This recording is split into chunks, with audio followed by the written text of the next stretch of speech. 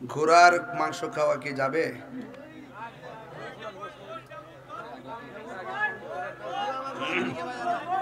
আচ্ছা, ঘোড়া ঘোড়া ঘোড়া ঘোড়ার গোশত আমি শুনছি, পত্রিকায় পাইছি গাজীপুর নাকি ঘোড়ার গোশত 450 টাকা কেজি বিক্রি হইতেছে। 250 তাহলে সস্তই। আবার আজকে আবার শেষ রাইতে ফেসবুকে শুনতেছি যে রাত্রেবেলা ঘোড়া জব করে, সকালবেলা গরুর দামে ঘোড়ার গোশত বিক্রি করে।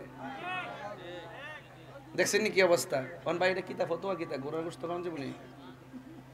খাওয়া যায় নাই। আচ্ছা, খাওয়া জায়েজ নাই, এটা ইমামে আজম আবু হানিফা রাহমাতুল্লাহ আলাইহি মাকরুহ তাহরিমে বলছেন না?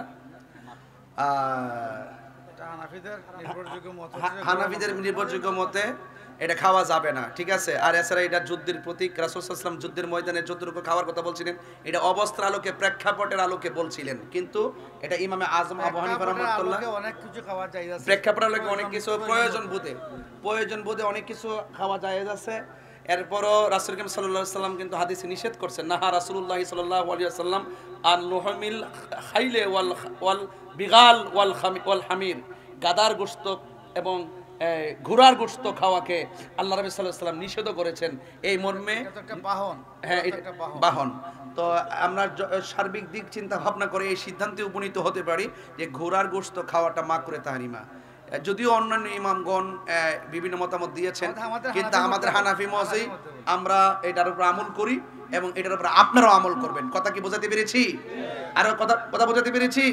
আল্লাহ যেন আমাদের সকলকে বোঝার। কইতে প্রশ্ন দিয়ে দিস, আমি তো বুঝি রে আর মানুষ বুঝতে না আমার দিছে, আমি তো বুঝি না, তুই কম বুঝি তো। যাই হোক, অসুবিধা নাই, যেটা বলছি এটি সঠিক। দি ভাই বলেছি না, কোন ভেজাল আছে?